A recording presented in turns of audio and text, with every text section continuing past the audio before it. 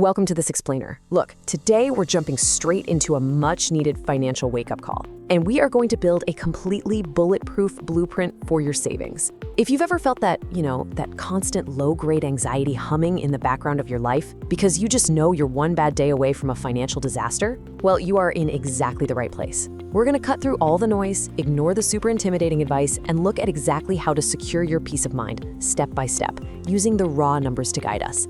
Okay, so let's dive right into this. Picture this scenario for a second. You wake up tomorrow, you try to start your car to go to work, and nothing. Dead. You get it towed to the mechanic, and they hand you a sudden, unexpected repair bill for exactly $1,200. Take a second right now and honestly ask yourself, what do you do? Because if your immediate instinct is to just slap it on a credit card and figure it out later, I really want you to know you're absolutely not alone in that. But we've got to look closely at what that split-second decision actually does to your future. See, there's this invisible math that just traps so many people.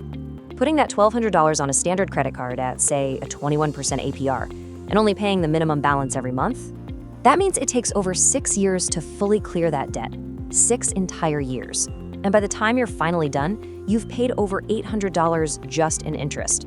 So you've ultimately paid more than $2,000 for a $1,200 car repair. Why? Simply because you didn't have that cash sitting in a savings account. And honestly, this brilliantly illustrates why 59% of Americans are currently stuck. Think about that. More than half the country literally cannot cover a simple $1,000 emergency without spiraling into debt. That means the majority of folks out there are swiping a credit card for basic survival moments. They're turning what should just be a minor inconvenience into a years-long financial burden. What this creates is a concept I really want you to burn into your memory today. It's called the emergency fund tax. When you don't have savings, you end up paying this invisible tax over and over again on everyday disasters. Car repairs, random medical bills, the washing machine suddenly flooding the kitchen.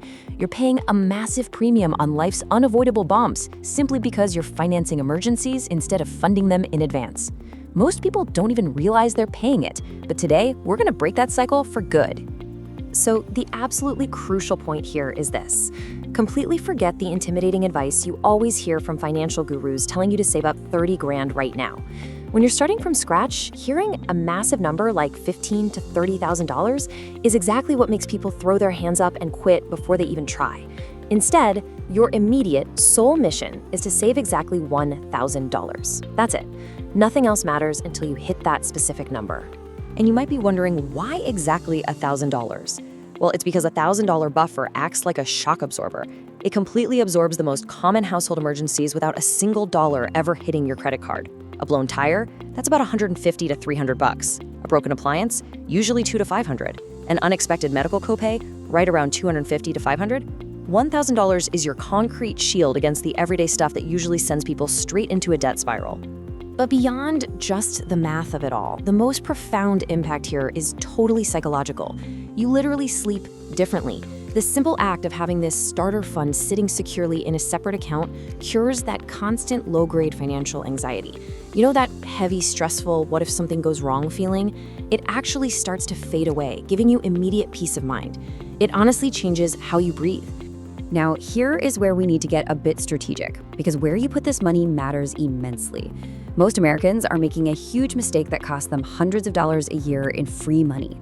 Traditional banks, the giant brick and mortar names we all recognize, they pay practically nothing. We're talking 0.01 to 0.10% APY. Meanwhile, high-yield savings accounts, or HSAs, which you get from online banks, are currently paying 4 to 5%. To really put that into perspective, think about it like this. If you eventually build up a $10,000 balance in a 4.5% high-yield savings account, it earns you $450 a year for doing absolutely nothing. If that exact same money was just sitting in a traditional bank, you'd earn maybe $10. It is literally free cash just for keeping your safety net in the right digital vault. If you're wondering where to even start looking, here are some of the top options for 2026. Vero is offering up to 5.00%, Axos Bank is sitting at 4.21%, and Newtek Bank is at 4.20%. There are also other great competitive options out there like SoFi, Wealthfront, and Marcus. And the best part about all of this?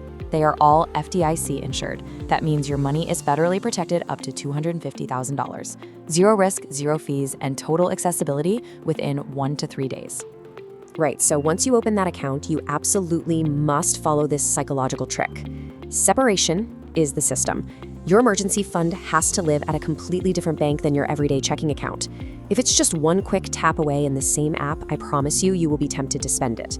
And to keep this money even safer from yourself, nickname the account something meaningful, like emergency only or peace of mind. Data actually shows we are way less likely to raid an account for takeout food if it's literally named peace of mind.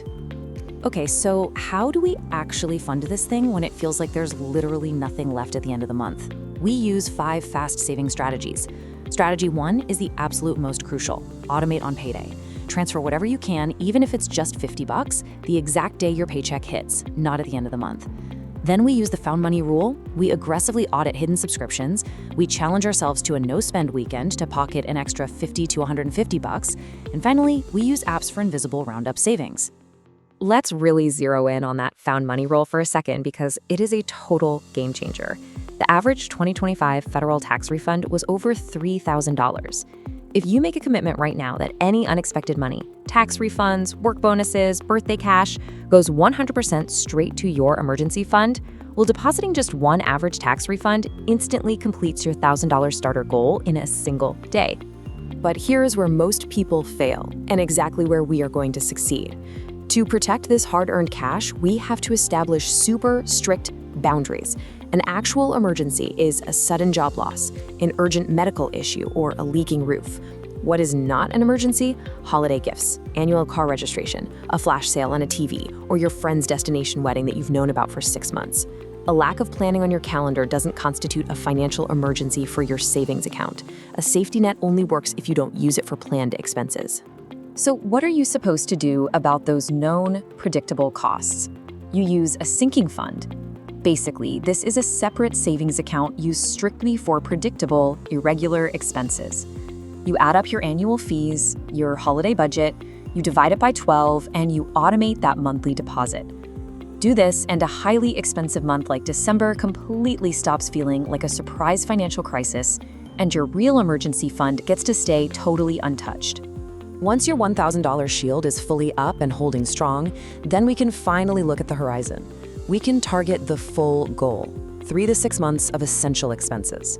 For the average American household, which spends about $4,000 to $5,000 a month on essentials, this means a long-term goal of $24,000 to $30,000. I know that sounds massive, but remember, you only look at climbing this mountain after you've already secured your base camp with that first 1,000. And honestly, look at how attainable it really is when you rely on the sheer power of an automated habit. Even if you only put $200 a month into a 4.5% high-yield savings account, your progress just explodes over time. Year 1, you have $2,400. Year 2, almost $5,000. In about 4 years, purely through consistency and the magic of compounding interest, you hit the $10,000 milestone. Slow, steady, and entirely inevitable. So bringing it all together, here is your ultimate 4-step financial priority list. People always get so confused about whether they should invest, pay off debt, or save first. Well, here is the exact order. Step 1, build that $1,000 starter fund. Step 2, aggressively pay off high-interest debt, anything over 8 to 10% APR. Step 3, go back and build that full 3 to 6 month fund. And step 4, finally, you invest. This order is completely perfect because it guarantees that a sudden emergency never forces you to put a repair right back on a credit card, which would instantly undo all your hard work paying off your debt. We've covered the math, the mindset, and the exact steps. So the only question left for you is this. What are you going to name your new account today? And which of the 5 fast strategies will you use first to fund it? Knowledge is only power if you actually use it. So take 5 minutes right now, open that high-yield account, set up your very first automatic transfer, and step out of anxiety and into lasting financial peace. Thanks so much for joining me on this explainer, and I'll see you next time. Videos बनाने हैं Filmora है ना।